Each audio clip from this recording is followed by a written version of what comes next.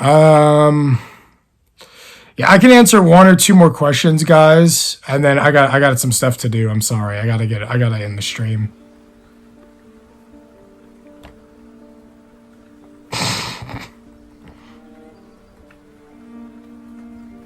What?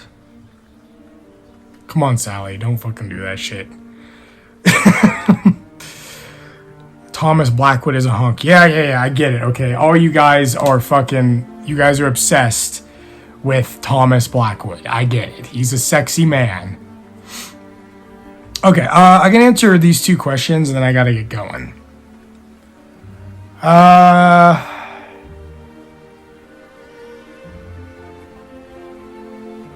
Lightfoot.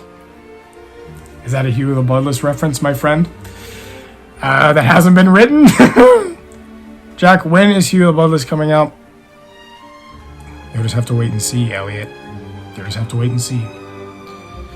It's never gonna come out! I'm kidding. That would be so fucking cruel. Okay, Felicia. Hi, Felicia. I have read your Captain and The Naturalist book. I finished it 6 days ago. That's extremely specific. Thank you for letting me know that. It changed my life. It changed my mind on a lot of history and how I see Charles Darwin as a person. I'm getting that a lot lately.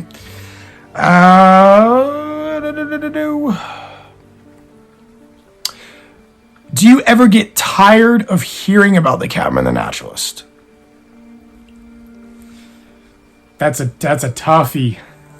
I don't know if I should answer that. I mean, that's 50-50 for me.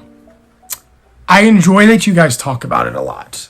I enjoy that you guys conversate and have very philosophical conversations about this book. Because it is a very philosophical book. I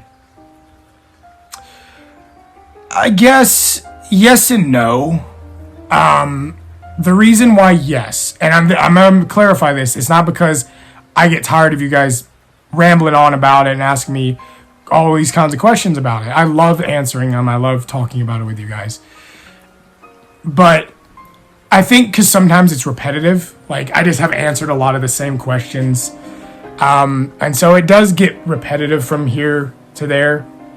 Not like in a draining way, just more like it's the same stuff.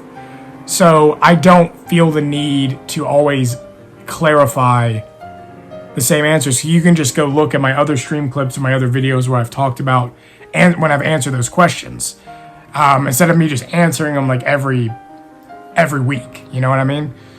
And I'm not saying that's like bad on you guys. I get it. When someone is obsessed with something, it's with a book, it's with a TV show, it's with a play, it's with a video game. You know, when someone really falls in love with something, a story of something, the content, the subject matter, people get obsessed with it almost. They dive into it. It's similar to Hugh the Bloodless. So yeah, but the no part for me is I never anticipated this book to take off as it has. Because when I was originally writing it, when I first decided to do Fitzroy's story. And I'm not going to go into like why I decided to write it. You guys can go look at my other videos for that, where I explain. I think because I wanted to write a book that was different. But when I was starting it out, when I was doing the research for it and making it as authentic as possible as I could, I never anticipated it to be as big as it's getting. And it is a little overwhelming. I will not lie to you. It is very shocking. Because when I was writing the first couple chapters of this book, I was like, fuck. I'm like, this is going to be boring. People aren't going to find this interesting. Because there's not a lot of action in it. There's not, you know. There's like the blue whale part. There's the Falklands beach battle. There's a few scuffles here and there, you know, throughout the novel. But it's not an action seafaring book like The Order. It's not about ships exploding and dramatic bearded men swinging on cat lines into the deck and brandishing his cutlass in a bloody battle. and making and a female swooning off her slippers into the man's arms. Like, it's not meant to be that. Even when I started writing it, I was never meant to be that type of book, ever. I was not going into it ever having those thoughts. It's a book, essentially, it's a book about a couple things. It's a book about discovery.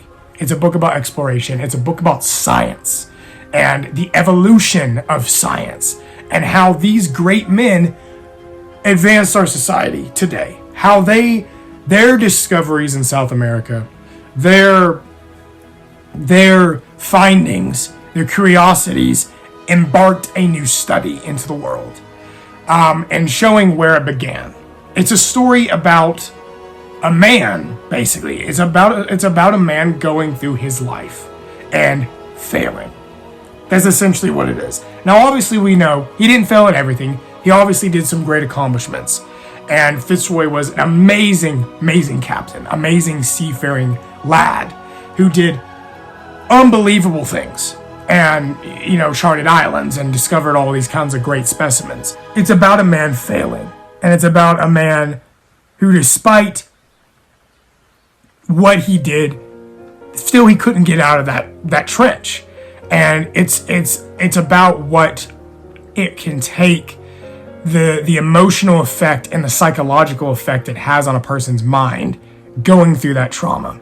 And sadly, them not making it out. That's essentially what I wanted the message to be, was showing all these great things this guy did, all these amazing feats that he adventured on, and he still didn't overcome his inner demons, because that happens to a lot of people. And I have seen a lot of messages about that, like saying like, this is very sad. This is like not a happy book. Not every book has to have a happy ending. Not every movie has to have a happy ending. And sadly, we do live in a society now. This is the 21st century. We're in the age of technology. And now I'm not going to jump into the cauldron honeypot of this type of subject because it's very touchy. But we live basically in a society now where free speech is getting limited. We live in a society where we have to watch everything we say, or someone who's a snowflake will crumble and cry into their hands. We can't talk about serious stuff. We can't talk about dramatic stuff.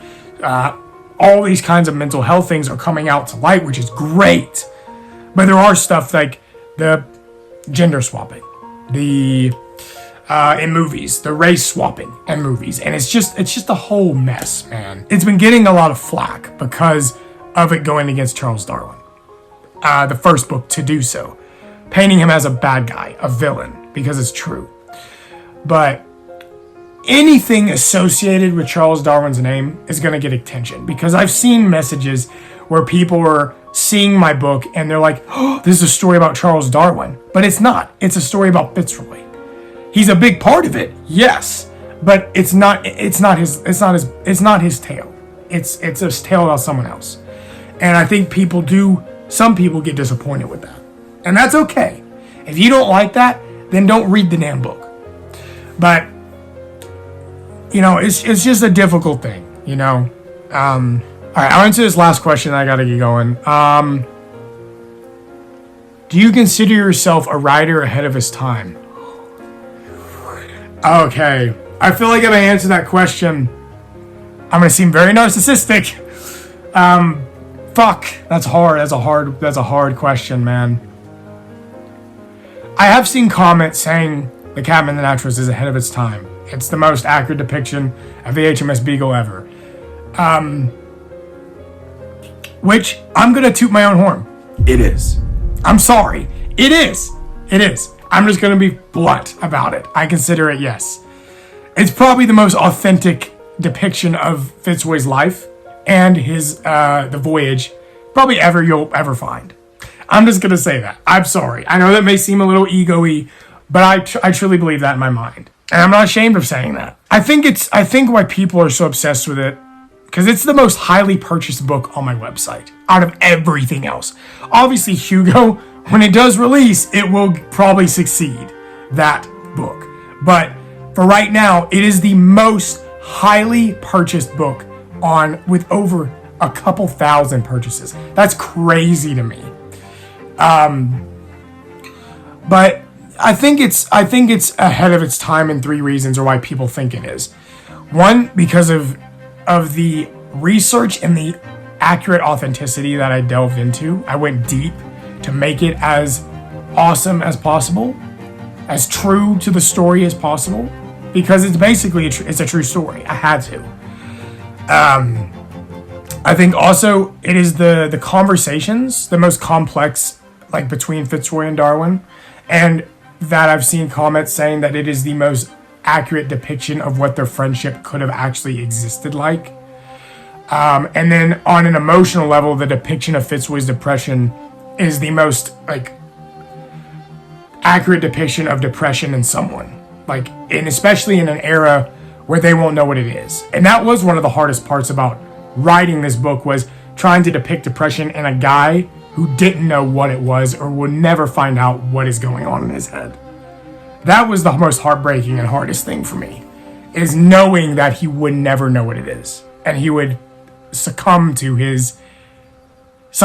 death. And yeah, but I think that's why people are talking about it so much, is because it's just a different story.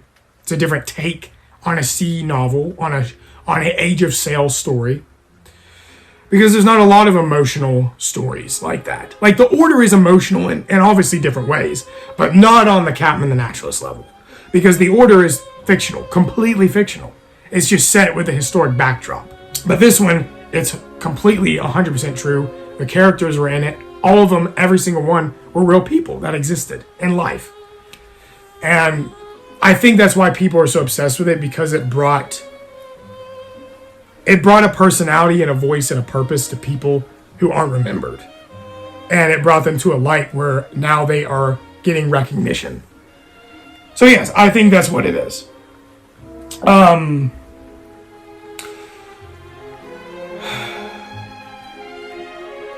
You guys asked some hard questions.